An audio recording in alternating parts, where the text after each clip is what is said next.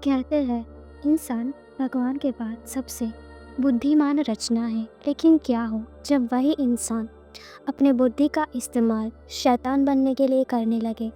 हम अक्सर डरावनी फिल्में देखते हैं और सोचते हैं कि वो बस एक कहानी है, पर क्या होगा अगर मैं आपसे कहूँ कि इतिहास की सबसे डरावनी कहानियाँ किसी लेखक ने नहीं बल्कि सफ़ेद कोट पहनने वाले साइंटिस्ट ने लिखी थी।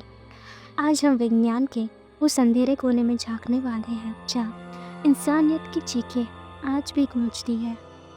बिना बेहोश किए जिंदा इंसान का सीना चीर देना, मासूम बच्चों की आंखों में जहरीले इंजेक्शन लगाना और लोगों को जानबूझकर मौत की बीमारी बांटना। आज हम उन फाइलों को खोलने जा रहे हैं जिन्हें दुनिया से छुपा कर रखा गया था। हमारी लिस्ट में सबसे ऊपर है जापान की यूनिट 731। 1930 के दशक में चीन के पैंगफांग में एक विशाल परिसर बनाया गया। बाहर से ये सिर्फ एक जगह लगती थी, लेकिन अंदर से ये नरक था। यहाँ के वैज्ञानिक कैदियों को मारुता यानी कि लॉक्स कहते थे। उन्होंने यह देखने के लिए कि एक इंसान कितना दर्द सह सकता है, कैदियों को बिना बेहोश किए चीर देते थे। वे देखना चाहते थे कि जीवित अंगों में खून का बहाव कैसे बहता है। सबसे भयानक था प्रेशर टेस्ट।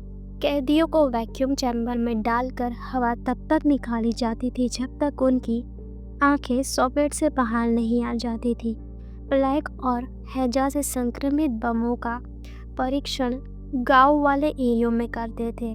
हजारों लोग एक झटके में तड़प तड़प कर मर जाते थे।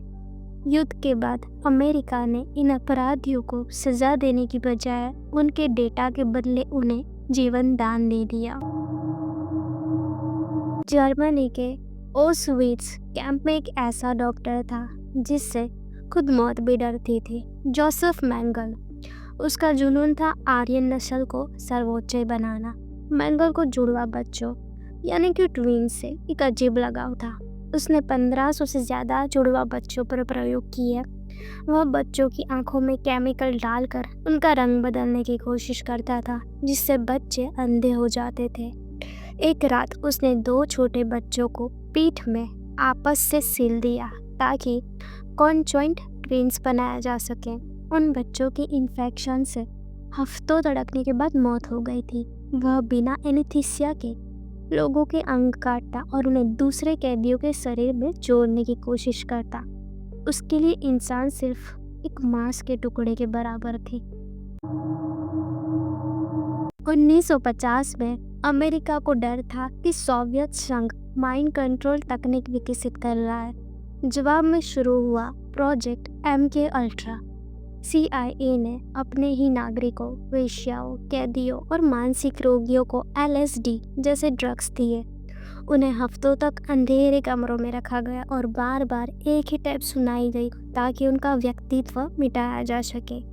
कई लोगों का मानसिक संतुलन हमेशा के लिए बिगड़ गया। जब 1917 के दशक में यह सच सामने आया तो पता चला कि सरकार ने अपने ही लोगों के दिमाग के साथ खतरनाक खेल खेला था। साल था 1932। अमेरिका के अलाबामा राज्य के टस्की नाम के इलाके में अमेरिकी सरकार ने करीब 600 गरीब अफ्रीकी अमेरिकी पुरुषों पर एक मेडिकल स्टडी शुरू की। इनमें से 399 लोग सिफिलिस नाम की खतरनाक बीमारी से पीड़ित थे। इन लोगों से कहा गया कि उनका फ्री इलाज किया जाएगा, लेकिन सच्चाई कुछ और थी। डॉक्टर जानबूझकर इन्हें इलाज नहीं दे रहे थे। जब 1940 के दशक में सिफिलिस का इलाज पेनिसिलिन मिल गया, तब भी इन मरीजों को दवा नहीं दी गई। सरकार सिर्फ ये देखना चाहती थी कि इलाज न मिलने पर इंसान की मौत कैसे होती है। ये अमानवीय प्रयोग 40 साल तक चलता रहा। 1972 में एक पत्रकार ने इस सच को दुनिया के सामने ला दिया। इसके बाद भारी विरोध हुआ और प्रयोग बंद किया गया। क्या कोई इंसान 15 दिनों तक बिना सोए जिंदा रह सकता है? 1940 के दशक में सोवियत संघ के वैज्ञानिकों ने इसी सवाल का जवाब ढूंढने के लिए एक खौफनाक प्रयोग किया। उन्होंने 5 कैदियों को एक सील बंद कमरे में बंद कर दिया और वादा किया कि अगर वे 30 दिनों तक जागते रहे तो उन्हें आज़ाद कर दिया जाएगा। उन्हें जगाए रखने के लिए कमरे में एक स्टिमुलेट गैस छोड़ी गई, लेकिन उन्हें नहीं पता था कि यह उनकी आखिरी रात होने वाली है। शुरुआती 5 दिनों सब ठीक रहा, लेकिन 9वें दिन के बाद नरक शुरू हुआ। कैदी पागलों की तरह चीखने लगे, यहाँ तक कि उनके वोकल कॉर्ड्स फट गए। फिर अचानक एक गहरा सन्नाटा छा गया। 15वें दिन जब वैज्ञानिकों ने गैस बंद कर दरवाज़ा खोला तो जो नज़ारा उन्होंने देखा किसी बुरे सपने से कम नहीं था। कैदियों ने खुद अपने शरीर के अंगों को नोच लिया था। वे जिंदा तो थे, लेकिन इंसान नहीं रहे थे। जब उन्हें बाहर निकालने की कोशिश की गई तो वो चिल्लाने लगे, हमें बाहर नहीं जाना है, हमें गैस वापस दे दो।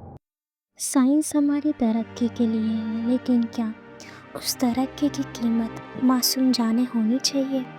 आज के दौर में हम टेक्नोलॉजी में बहुत आगे निकल चुके हैं, पर हमें ये हमेशा याद रखना होगा कि इथिक्स के बिना ज्ञान सिर्फ एक विनाशकारी हथियार होता है।